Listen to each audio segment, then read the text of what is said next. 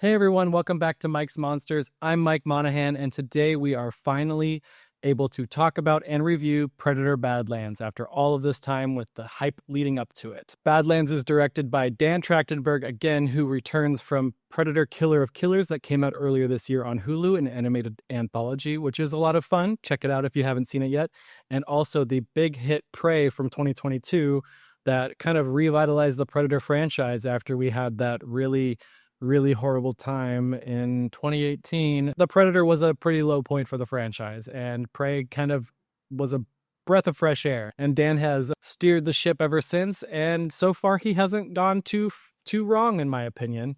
Badlands is a huge swing. Predator Badlands follows Deck, a young predator who's considered a runt, smaller and weaker than the rest of his clan. After a powerful blow, Deck is propelled into a journey of redemption and revenge. Along the way, he crosses paths with a damaged Weyland Yutani synthetic, and together they form an unlikely duo navigating one of the most dangerous and deadly planets in the galaxy, where nearly everything is trying to kill them, especially Deck's main target to claim as a trophy, the fearsome Kallisk. If you caught my out-of-theater reaction, which was literally minutes from when I stepped out of the theater, you know I came out really enjoying the movie, though I really had a hard time articulating how I fully felt about the movie, because it was such a fresh, new, different experience that I was not kind of expecting for a Predator movie. It was a lot to take in as a lifelong Predator fan, I'll be honest. But since then, I've had more time to sit in my thoughts and kind of figure out why I felt the way I felt and have some more solidified, concrete feelings about the movie. Though I do admit I need to see it a second time because there's just so much thrown at us in this movie, and it's just a lot to process. There's a lot to unpack in this movie, and I'm not sure if I made my thoughts entirely clear in my reaction. I liked it a lot. I did not love it, and I also do have some nitpicks and some issues with it. I just didn't really bring them up because I didn't want to sound like I was complaining or it was the worst movie ever, because sometimes people can jump on your words like that.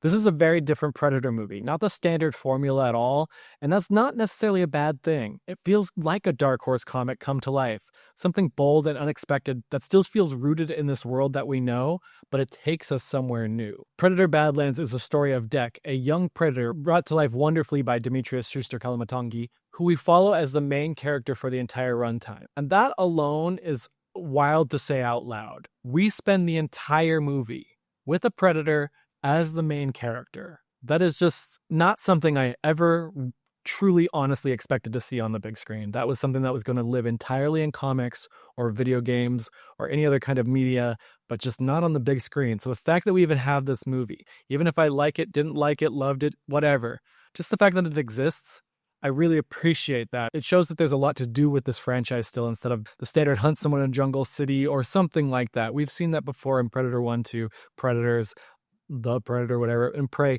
Like, I really appreciate that this movie tried something different and took a huge swing. It was entirely successful. Maybe not in every aspect, but in most of it, I would say so, yes. One thing that I really appreciate about Badlands doing something different is that I can't even recall a single callback line or anything that was an immediate, obvious callback at all. With Alien Romulus, for example, while I did have a good time watching it, my biggest issues were that it had too many callbacks, and it was kind of like a comfort movie where it was all so super familiar, and it just threw everything we knew already at us, so nothing was new and shocking and different. And that's really what dragged it down in the end for me, especially once Rook shows up. The movie takes a huge dive when that happens. Badlands is the kind of sequel that we need. It's not the same thing over and over again with callbacks to the original, which are better films most of the time. Let these movies have their own voices, like the early films in the franchise had. Badlands certainly has its own voice. I really enjoyed this movie. I genuinely had a great time watching it. But here's how I would describe my feelings, and this is kind of what I've been formulating over the last week. It's like when your favorite band you love decides to change up their sound after years of doing the same thing. Maybe they get a new lead singer, or maybe they shift genres a bit. The first time you hear it, it's so different from what you're used to, but you can still tell it's them. And you actually like what you're hearing, even if it's not what you expected from them. The best and most recent comparison I can think of is Linkin Park with their new lead singer after Chester's passing many years ago. Regardless of what you think of her, Emily doesn't sound like him, but the new songs work in their own way because they've adjusted their sound to work with her and adjusted that they are no longer the same band that they were in the early 2000s or anything like that. So that's what Badlands is like to me. It's a new sound from a band we love, but it's still Predator. It's just a new version that's going to take a little while to get used to for me. But as a movie on its own, if it wasn't a Predator character, I think I still would have really enjoyed it. But the fact that it's a Predator elevates it to another level because, again, like this is just something I can't believe I have. And it's a new, fresh, totally different story than we're used to with the Predator stories. Like I said, it's something I feel like I would have seen in a comic book, this exact story. I could see Deck, our main character, who this all starts with, as a comic book character. Dimitrius's performance brings so much life to the character, and you genuinely feel and root for him. Like I mentioned, the movie opens up with an emotional punch that makes you sympathize with Deck right away. Something I don't ever think I expected to say about a Predator character, a Yautja. I've always rooted for the Predators in their movies because I love the movie monster. I relate to them because that's kind of the weirdo I am. But I just also love the chaos they bring. It's so much fun. I can't get enough of it. But you relate with the humans in those movies, so that's why we root for them. In this movie, I was rooting for Deck all the way, from the moment the incident goes down to the moment he gets to a certain point. And it was like a yes moment for me. And I didn't think I would expect to feel that way about an alien monster that rips people's spines out. I don't feel like they humanized him, but you really want him to win. And they make you understand his motives really easily, in my opinion. It's not just a human's kind of relatability. It's anything. If something like this bad happened to anyone, any creature, any species, they would want and deservedly should get the revenge that they want. And it's something that I think is truly into the heart of us, all of us human beings, all of us living creatures. It's a very relatable story, and that's not something I expected from, that's something I keep saying, that's not something I expected from a Predator movie. That's why this movie feels so different. The practical suit work combined with the digital enhancements give him an emotional range we've never really seen before in a Predator. It's the very subtle micro movements in the face that make him feel alive. The best comparison I can give for that, too, is going from an animatronic King Kong to the modern MonsterVerse Kong. Both are very expressive, but the new one has real life in his eyes, even if it's a CGI creature. That's what's happening here with Deck. You completely buy into him being a living, breathing Yautja. The connection to the alien universe is handled in a really organic way, too.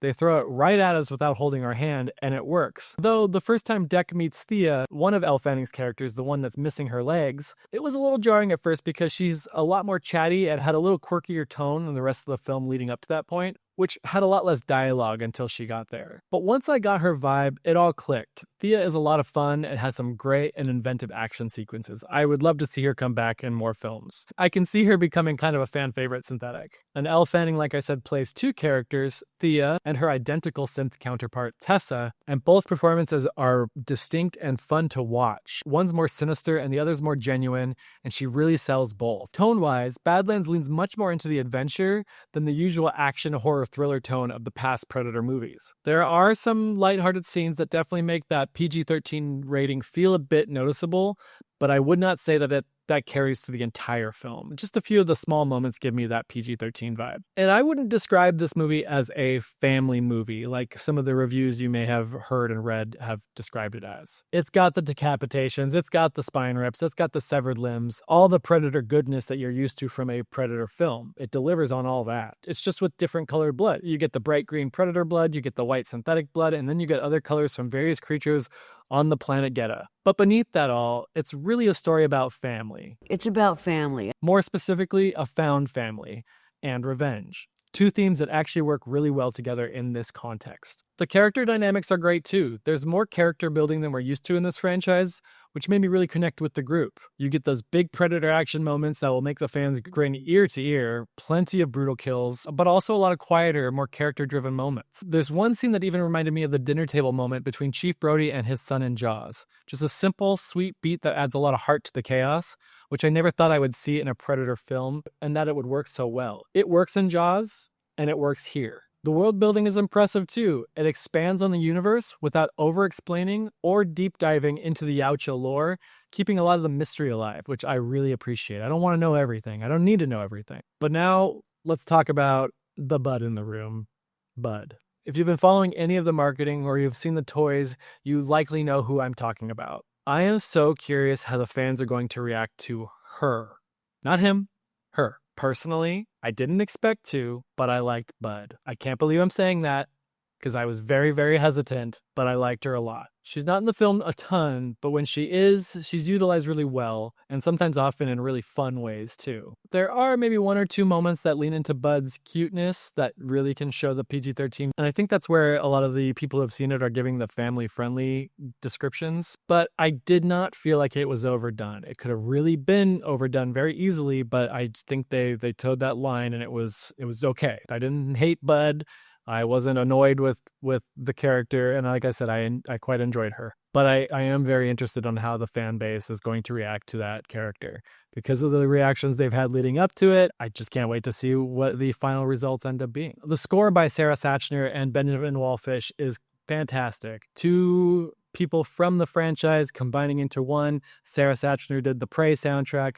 Benjamin Wallfisch did Alien Romulus and Predator Killer of Killers, and their two sounds combining is a really, really unique take. Totally new and different. I did not catch the Alan Silvestri Predator theme in there in any obvious way, but it might be like Prey, where Sarah sneaks it in there subtly, and once you hear it, you can't unhear it. The music sounds like something that could have been made by the Yautja themselves. Full of percussive, primal sounds and vocal textures that did feel alien. The voices sound alien. I'll definitely be grabbing the vinyl for this one. I loved Prey's score, and I feel like this may be up there with that. Visually, this movie is stunning. I think that I read somewhere that Dan Trachtenberg mentioned that every single frame of this film had some sort of CGI work in it. And I truly believe it. The production design looks so expensive. Weta with all the digital and practical effects, and Alec Gillis's team designing the Yautja and the other creatures really knocked it out of the park. There may be a few moments with the CGI that was obvious CGI. It wasn't as clean as the rest, but it wasn't a lot, and it wasn't enough to take me out of the film or anything. And it was kind of mostly around the Bud character and maybe a few fight scenes, but nothing too much. Everything felt grounded and mostly real for the most part. I can totally see this movie getting nominated for a visual effects award, much like the Planet of the Apes films. And I would love to see a cut like the recent Planet of the Apes movie where they show everything without the effects on it. And I would just love to see a pre-visual effects cut. But this movie truly deserves some like award recognition for just the visual effects alone. The Yautja language is another huge thing to talk about. Hearing predators speak to each other is something new, and it's a little jarring at first. A lot of this movie can be jarring if it's just so in your face, but it works. I have seen people compare it to the Klingon, but I didn't really get that vibe at all. I'm only kind of a very casual Trekkie. I'm aware of the Klingons and I'm aware of their voices and how they talk, but I didn't feel like they sounded like Klingons to me. I think that's just the easy description of how things sound if it's not human for a lot of people. It sounds unique. It's got the snarls, the clicks, and the growls that we're used to with the Predator characters, just woven into the language. And one good thing is they don't have Dek giving like long monologues or anything. He's just got very short, sweet little things to say. Not necessarily sweet, they're just compact. The Yautja speak more than we're used to, but they aren't extremely talkative though either. By the middle of the movie, I stopped noticing that I was reading subtitles or listening to an alien language. It just felt natural. Thia being able to understand the language in very creatively as well. And it transitions to English in a Hunt for Red October kind of way, and I really dug that. It was cool how they wrote into the movie how she was able to basically translate for us. It was pretty neat. I've never really been a big fan of the term, name, or whatever you want to call it, Yautja. It was from the comics and some of the games, yeah, but it just was never in the movies, and it's not something I truly adopted or like subscribed to. But now that it's full on in the movies, it's something I have to accept. It is what it is at this point. I've really grown to love Dek's design. At first, I was a little thrown off by it. If you watch my first reaction video to the teaser trailer, you can see that I was kind of just like speechless because I didn't even know what to say. This is the closest to the Stan Winston, Steve Wang design we've had in the longest time. The closest to 1987 or 1990. And I really don't think that they have the issue with the mandibles not closing all the way anymore and they're hanging down like a broken jaw and the inside mouth is closed. And I even like the membrane or the cheeks or whatever you want to call them in the mandibles. They kind of ripple and stuff when the predators speak. And each predator has its individual design. Dek looked a little funny at first, but then when you see his brother Kui or his father, you see that they're more of a traditional design. And I really, really dug that it shows that the predators all have kind of different facial features like we do as human beings, or even other animals out there. I think this movie really got the designs right. I also thought that the heads were a little too small at first, but by the end of the movie, it wasn't even something I was thinking about. I do not love Deck's mask, personally. It hasn't grown on me. I actually prefer his maskless look because of that, but honestly, it's fine. His brother's mask is cooler, but his dad is awesome. Their father's mask is so... His design in general is so cool. All the Predators in this movie look awesome, and I really can't wait to hopefully have NECA figures of all of the Predators in this movie. I know we're getting Deck and Thea and Bud. I think Badlands could do really well. The audience I saw it with had a blast. There was a lot of cheers, a lot of claps, a lot of applause, and laughter when a joke would happen. And Predator movies have humor in them. We know that. Have you seen Predator? Yeah. Stick around. You're hit. You're bleeding, man. I ain't got time to bleed. Oh. Okay. See, it's because of the echo.